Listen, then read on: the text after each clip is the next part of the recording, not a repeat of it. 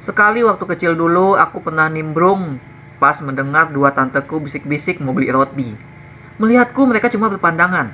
Lalu mereka bilang, roti ini untuk orang dewasa. Baru bertahun-tahun kemudian lah aku ngerti roti apa yang sebenarnya mereka maksud. Pernah juga waktu SMP ada teman sekelasku yang cewek lari menangis pulang sambil teman-teman tuh ngeledekin dia bendera Jepang gitu. Aku nggak ngerti awalnya kenapa. Begitulah, entah kenapa di lingkungan kita perihal haid pada perempuan dianggap sebagai hal yang entah itu seperti Voldemort yang tidak boleh disebut atau juga hal yang seperti memalukan. Aku juga tidak banyak bertanya saat itu karena ya itu tadi, itu urusan orang dewasa dan ya itu bukan urusanku yang laki-laki. Ternyata di negeri tetangga juga sama. Mungkin karena lingkungan kita juga masih serupa. Film Tiger Stripes karya Amanda Nell menggali bahwa mentabukan soal sepenting menstruasi itu ternyata justru berdampak gak sehat lah bagi anak perempuan. Karena jangankan anak laki-laki, anak perempuan juga gak tahu ternyata apa yang terjadi pada diri mereka. Mereka tuh hanya tahu itu kotor gitu. Tambahkan pula kisah tentang jati diri ke dalamnya, jadilah kisah anak usia 11 tahun ini jadi seperti film Turning Red versi horor.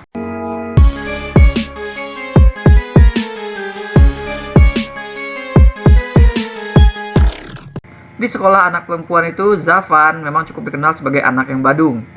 Mengunci toilet supaya nggak ada yang masuk, supaya dia sama teman-temannya bisa puas merekam video joget-joget. Ataupun bikin doodle setono di buku tulisnya. Nah, itu adalah keseharian kita lihat dilakukan oleh Zafan. Jilbab seragamnya tidak mampu membuat Zafan stop mengekspresikan diri. Dan seringkali Zafan kena hukuman karenanya, baik itu di sekolah maupun di rumah.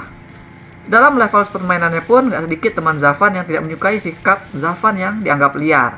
Terlebih ketika nanti anak itu sepertinya jadi yang pertama di sekolahnya yang kedatangan bulan di antara mereka. Nah, dengan teman-teman yang menjauhi, dengan lingkungan yang tidak pernah membahas apa yang terjadi padanya, melainkan hanya menyebut larangan-larangan yang harus dia patuhi, Zafan tidak punya tempat untuk mengadu jadinya. Dan mulailah horor itu. Zafan melihat ada orang di atas pohon. Zafan merasa tubuhnya berubah, ya kan? Keluarga dan orang sekitarnya pun akhirnya menyaksikan sendiri gimana anak itu berubah menjadi siluman harimau.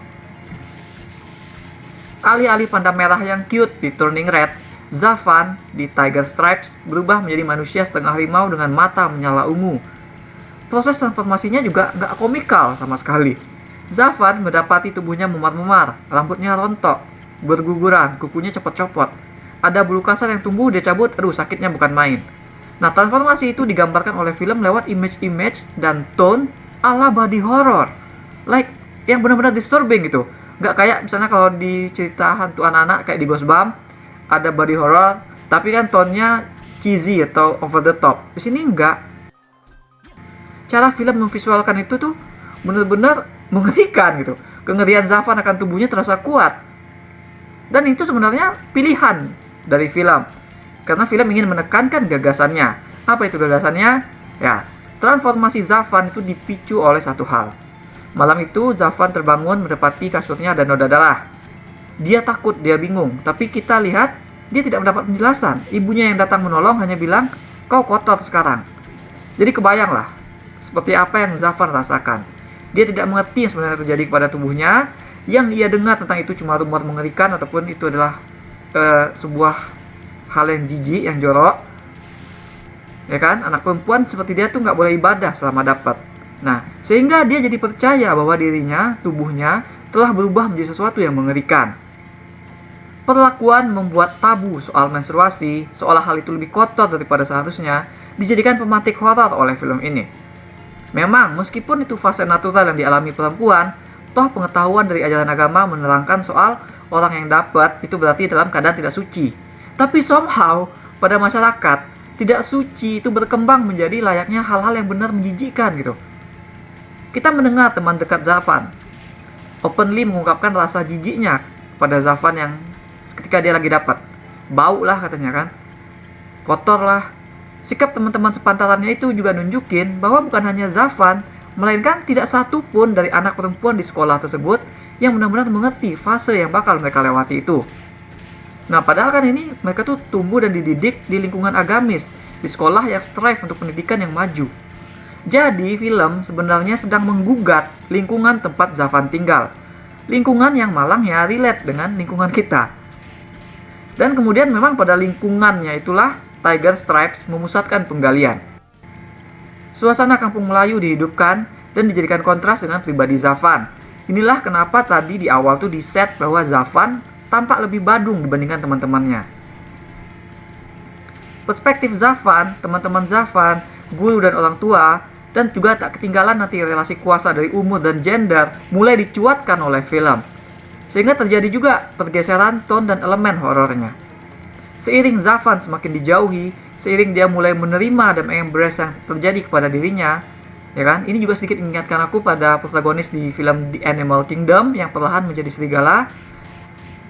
Yang juga di sini tuh Zafan jadi tidak takut lagi kepada dirinya sendiri, ya kan? Yang semakin takut justru orang-orang di sekitarnya. Nah, horror Tiger Stripes memudar, berubah menjadi penyadaran gelap dan dramatis bagi kita saat kita menyaksikan Zafan menjadi monster di mata lingkungannya. Mata-mata itu memandangnya dengan takut, sementara kita dibuat oleh film melihat siapa sebenarnya Zafan, bahwa dia adalah ranking 3, dia kadet terbaik di sekolah. Tapi bagi orang kampungnya, Zafan adalah siluman harimau liar, berbahaya dan penuh dosa, anak perempuan berikutnya yang bakal hilang dari desa mereka. Adegan paling heartbreaking di film ini adalah ketika Zafan diruqyah, disaksikan satu desa oleh ustadz yang memperlakukan eksorsismnya itu sebagai entertainment show yang dia siarkan lewat live, lewat HP. Semacam ini tuh kayak perbandingan paralel dari kegiatan atau hobi Zafan nge-record joget-joget. Film juga menurutku bijak sekali membiarkan si ustadz itu ambigu. Apakah dia beneran bisa ngusir setan atau cuma tukang obat? Kita dibuat gak pernah benar-benar tahu soal itu. Sama seperti kiasan kelihatan belangnya. Konotasi kalimat tersebut memang terasa negatif, ya kan? Karena bermakna seseorang akhirnya ketahuan, terbongkar kelakuan aslinya. Tapinya lagi, memangnya kenapa ketika kelakuan aslinya tersebut diketahui? Memangnya kenapa jika seseorang akhirnya berani jujur dan memperlihatkan siapa dirinya sebenarnya? Kan tidak mesti semua belang itu pasti buruk dan merugikan orang lain. Yang kita lihat pada Zafan juga demikian. Kita mungkin setuju, tidak semua perbuatan dia itu pantas gitu. Tapi anak sekecil dan anak sepotensial itu dalam hal kreasi harusnya dibimbing. Tapi bahkan soal alamiah dan paling personal dari dirinya sebagai perempuan pun tidak bisa sepenuhnya dia dapatkan. Nah, disinilah ironis dramatisnya itu. Berbeda dengan Turning Red yang langsung melandaskan dunianya fantasi, bahwa perubahan Meilin menjadi panda merah itu bukan fenomena ganjil, melainkan kekuatan turun-temurun yang dirahasiakan darinya, bahwa berubah menjadi panda merah itu masuk ke dalam kotak possible di dalam dunia cerita. Tiger Stripes membiarkan dunianya terbangun surrealis. Dibilang normal, enggak. Dibilang beneran goib, ya sepertinya kejadiannya kadang-kadang kayak tiba-tiba semuanya kayak normal lagi gitu. Nah, jadi memang arahannya tuh kayak membawa ke ranah yang surrealis. Karena dengan begitu, perspektif yang banyak tadi, lingkungan-lingkungan tadi, mungkin untuk dilakukan. Supaya shift dari body horror yang melekat pada persoalan Zafan memandang dirinya, beralih ke drama makhluk siluman yang mengenaskan ketika film lebih banyak menampilkan bagaimana Zafan terlihat oleh mata penduduk, bisa terbungkus tanpa benar-benar mengubah perspektif karakter utama. Sehingga pengalaman nonton film ini bagi kita terasa seperti sebuah mimpi yang begitu liar. Nggak semua orang bakal suka. Elemen horor film ini berpotensi dianggap ngawang-ngawang gitu. Kejadiannya bisa tampak seperti tak konsisten dan gak jelas. Film ini sendirinya bisa jadi kayak belang-belang dan mudah bagi penonton untuk kehilangan poin.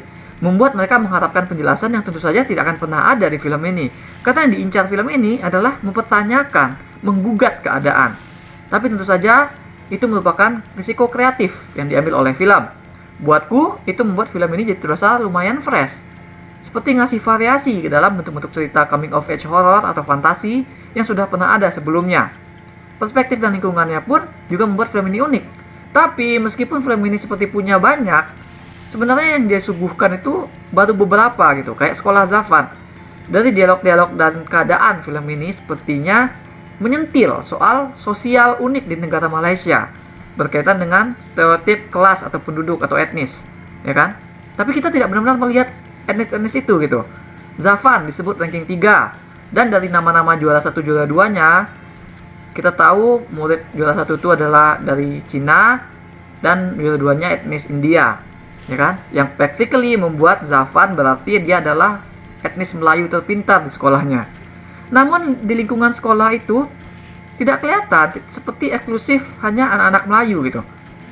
Mungkin ada konteks sosial lain bahwa mereka tuh tidak benar-benar satu pergaulan di sekolah. Tapi menurutku, since film ini tuh ingin menggugat lingkungan sosial yang lebih tertutup, akan bisa jadi warna atau sudut pandang tambahan gimana teman sekolah Zafan yang lain memandang dirinya setelah jadi siluman gitu. Ya kan, itu kan sebenarnya bisa jadi penambah narasi dengan pembanding-pembanding tambahan yang tentunya bisa lebih menguatkan karakter Zafan, perspektif Zafan.